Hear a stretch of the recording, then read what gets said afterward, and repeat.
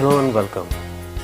It has been a long gap since I did my last video, but I think it's the right time to restart because Institute of Internal Auditors has issued the new standards called as Global Internal Audit Standards. So let's start by our customary practice of asking some interesting questions, and during the video we'll get the answers to those questions. So the first question is there a revision of internal audit standards? And if yes, what's the effective date? What's the purpose of this revision? What is IPPF and how IPPF is developed?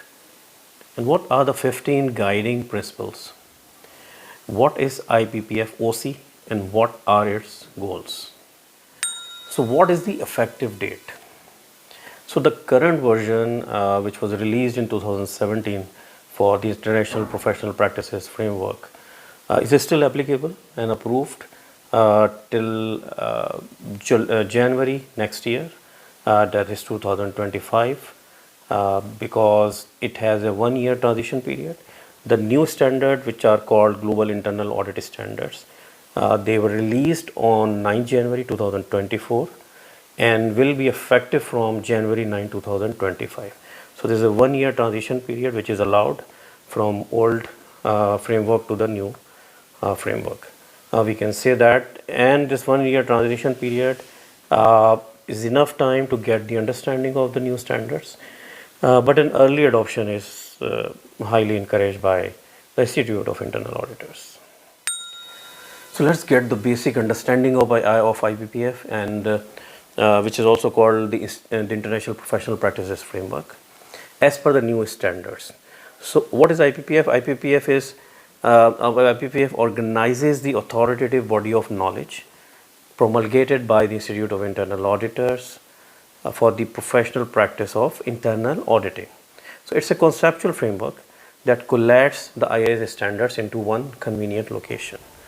How they are developed is there is an international body which is called the International Internal Audit Standards Board, or IISB Standards Board.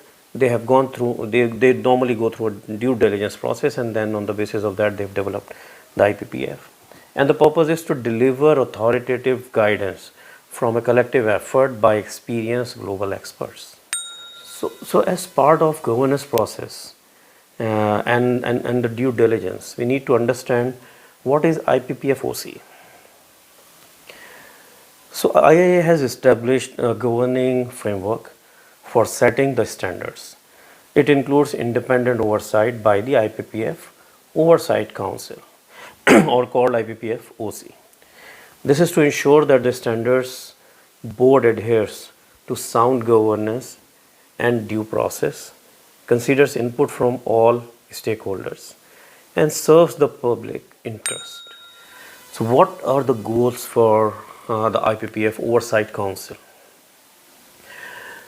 The IPPF OC, together with the Institute of Internal Auditors, has issued this framework for setting the internal audit standards in the public interest, with the goals of strengthening stakeholder engagement in internal audit standard setting and better serving the public interest. So the IPPF is now having 3 main domains. We can segregate them into the mandatory section and the supplemental section. So the mandatory section is Global Internal Audit Standards and the topical requirements. So Global Internal Audit Standards will get more details about this because this covers this comprise of all the standards. The topical requirements are which includes the specific topics covered. Then the supplemental is the global guidance, which is non-mandatory information, advice and the best practices. So the standards overall, they enable effective internal auditing via 15 principles. Each principle is supported by standards that contain requirements, considerations for implementation, and examples of evidence of conformance. Together, these elements help internal auditors to achieve the principles and fulfill the purpose of internal auditing. So now we will look into the global internal audit standards, the first section of the framework, and the most beefy section because it is having all the details of the standards and the principles. So let's double click this section and understand what this section is all about. So there are 5 domains basically in the standards, comprised of 15 principles and 52 standards. So the 5 domains are the purpose of internal auditing, ethics and professionalism, governing the internal audit function, then managing the internal audit function, and performing the internal audit services. So the purpose one is the domain 1 is the purpose, which defines the purpose of internal auditing.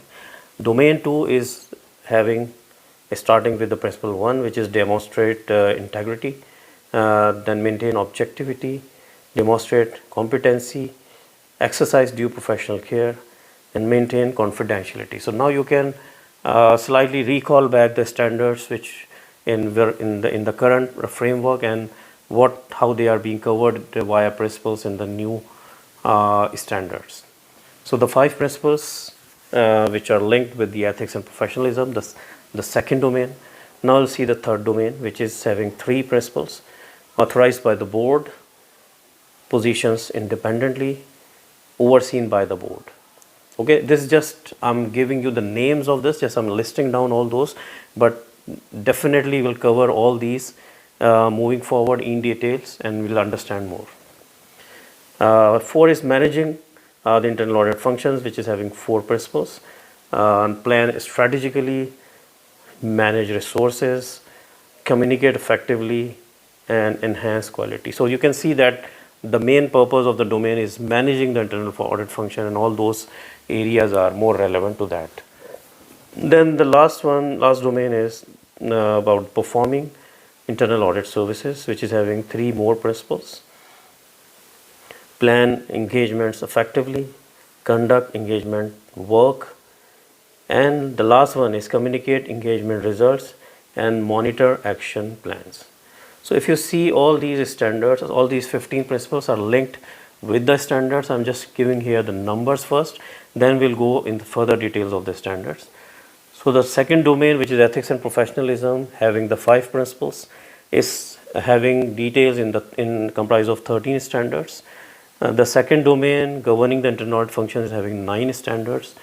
Then managing the internal audit function is covered in 16 standards, and the last one, performing the internal audit services, is covered in 14 standards. So this was a brief summary of the principles attached to the domains. Now the second part in the mandatory section or the second segment is the topical requirement. So the topical requirements is actually there to ensure a wider coverage, having consistent application irrespective of the nature and size of the organization.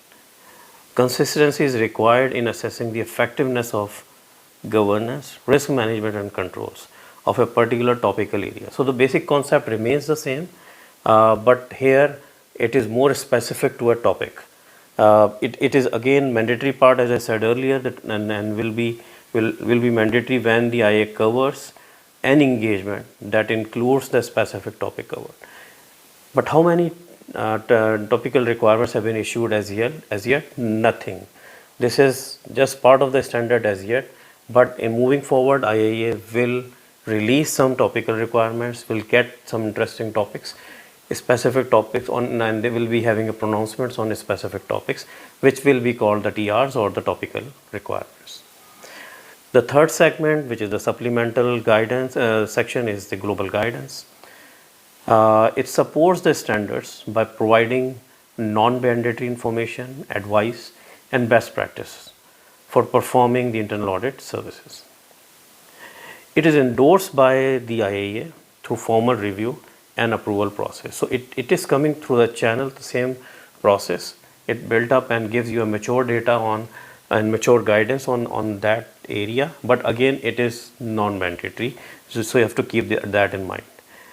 As yet, because there is already a framework exists, so what are those supplement elements which are part of the IPPF, which are global practice guides and the global technology audit guides, or it is called the GTAGs as well.